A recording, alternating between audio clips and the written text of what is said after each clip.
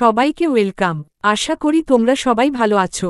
আজ এই ভিডিওতে আপকামিং পরীক্ষার জন্য গুরুত্বপূর্ণ খেলো ইন্ডিয়া উইন্টার গেমস 2025-এর সমস্ত গুরুত্বপূর্ণ তথ্যগুলি আলোচনা করেছি। ভিডিওটি সম্পূর্ণ দেখো, তোমাদের আপকামিং পরীক্ষার জন্য গুরুত্বপূর্ণ হবে। চলো শুরু করি। খেলো ইন্ডিয়া স্কিমের অধীনে খেলো ইন্ডিয়া শীতকালীন গেমস হল কেন্দ্রীয় যুব বিষয়ক ও ক্রীড়া মন্ত্রকের একটি উদ্যোগ, যার লক্ষ্য ভারতে শীতকালীন ক্রীড়া প্রচার করা। এই টুর্নামেন্টটি ক্রীড়াবিদদের বিভিন্ন শীতকালীন বিভাগে তাদের দক্ষতা প্রদর্শনের জন্য একটি প্ল্যাটফর্ম প্রদান করে এবং দেশজুড়ে শীতকালীন ক্রীড়ার বিকাশকে উৎসাহিত করে। একনজরে কেন্দ্রীয় যুব বিষয়ক ও ক্রীড়া মন্ত্রক দ্বারা খেলো ইন্ডিয়া উদ্যোগের অধীনে আয়োজিত প্রতিযোগিতাগুলি হল: খেলো ইন্ডিয়া যুব গেমস, 2 খেলো ইন্ডিয়া বিশ্ববিদ্যালয় গেমস, 3 খেলো ইন্ডিয়া শীতকালীন গেমস, 4 খেলো ইন্ডিয়া স্কুল গেমস, 5 নম্বর খেলো ইন্ডিয়া ফিটনেস ও কমিউনিটি গেমস এবং 6 খেলো ইন্ডিয়া স্পেশাল ক্যাটাগরি গেমস। খেলো ইন্ডিয়া যুব গেমসের সাফল্যের পর 2020 সালে প্রথম খেলো ইন্ডিয়া শীতকালীন গেমস আয়োজনের সিদ্ধান্ত নেওয়া হয়েছিল। একনজরে খেলো ইন্ডিয়া শীতকালীন গেমস।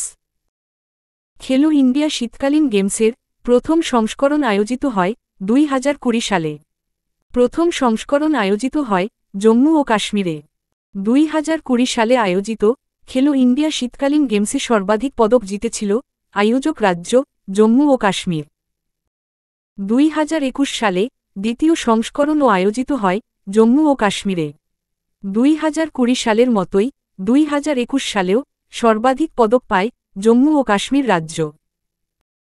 2023 সালেও খেলো ইন্ডিয়া উইন্টার গেমসের তৃতীয় সংস্করণ আয়োজিত হয় জম্মু ও কাশ্মীরে। খেলো ইন্ডিয়া উইন্টার গেমসের তৃতীয় সংস্করণেও সর্বাধিক পদক জিতে হ্যাট্রিক করে জম্মু ও কাশ্মীর রাজ্য। 2024 সালে চতুর্থ সংস্করণ আয়োজিত হয় প্রথমবার লাদাখ ও জম্মু ও কাশ্মীরে। 2024 সালের চতুর্থ সংস্করণে প্রথমবার সর্বাধিক পদক জেতে ভারতীয় সেনাবাহিনী। এবার একনজরে খেলো ইন্ডিয়া শীতকালীন গেমস 2025 সম্পর্কিত গুরুত্বপূর্ণ তথ্য। এবারের 2025 সালে খেলো ইন্ডিয়া শীতকালীন গেমসের পঞ্চম সংস্করণ অনুষ্ঠিত হল। 2025 সালের পঞ্চম সংস্করণটি অনুষ্ঠিত হল লাদাখের লে এবং জম্মু কাশ্মীরের গুলমার্গ শহরে। এবারের খেলো ইন্ডিয়া উইন্টার গেমস 2025-এর ম্যাসকট ছিল শিনেশি যা তুষার চিতা। এবারের খেলো ইন্ডিয়া উইন্টার গেমস 2025 এর উদ্বোধন করলেন কেন্দ্রীয় মন্ত্রী ডক্টর মনসুখ মান্ডাভিয়া। এবারের খেলো ইন্ডিয়া উইন্টার গেমসে মোট ইভেন্টের সংখ্যা ছিল 6টি। খেলো ইন্ডিয়া উইন্টার গেমসের ইভেন্টগুলি একটি দলগত চ্যাম্পিয়নশিপ ফরম্যাটে অনুষ্ঠিত হয়, যেখানে পৃথক ক্রীড়াবিদদের দ্বারা জিতে নেওয়া পদকগুলি তাদের নিজ নিজ দলের সামগ্রিক তালিকায় অবদান রাখে এবং সর্বাধিক সংখ্যক স্বর্ণপদকপ্রাপ্ত দলকে খেলো ইন্ডিয়া উইন্টার গেমসের বিজয়ী হিসাবে ঘোষণা করা হয়।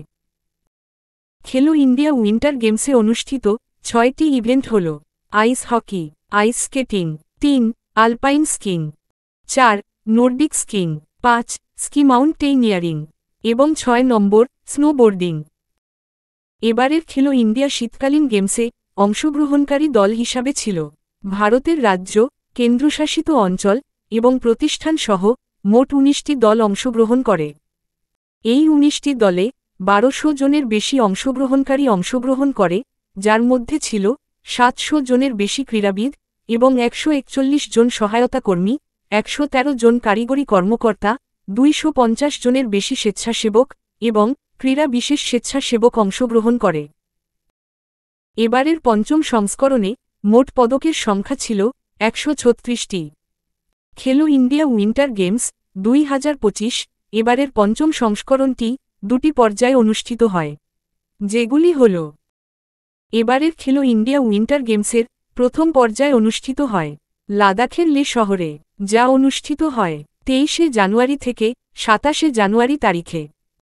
লাদাখে অনুষ্ঠিত খেলো ইন্ডিয়া উইন্টার গেমসের পঞ্চম সংস্করণের প্রথম পর্যায়ে 2টি ইভেন্ট অনুষ্ঠিত হয়: আইস হকি এবং আইস স্কেটিং, যেগুলি অনুষ্ঠিত হয় নাওয়াং দার্জে স্টোবাদান স্পোর্টস কমপ্লেক্স এবং গুফুক পুকুরে।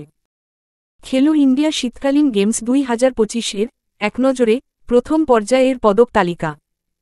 খেলো ইন্ডিয়া শীতকালীন গেমস 2025-এর এবারের প্রথম পর্যায়ে লাদাখ 4টি সোনা, 2টি রূপো এবং 1টি ব্রোঞ্জের পদক জিতে পদক তালিকায় প্রথম স্থানে ছিল। এবারের প্রথম পর্যায়ে তামিলনাড়ু 3টি সোনা, 2টি রূপো সহ মোট 5টি পদক জিতে পদক তালিকায় দ্বিতীয় স্থানে জায়গা করে নিয়েছিল। এবারের খেলো ইন্ডিয়া শীতকালীন গেমস 2025-এ 2টি সোনা, 4টি রূপো এবং 4টি ব্রোঞ্জের পদক সহ প্রথম পর্যায়ে সর্বাধিক 10টি পদক জিতলেও সোনার পদক কম থাকার কারণে পদক তালিকায় তৃতীয় স্থানে জায়গা পেয়েছিল মহারাষ্ট্র দল।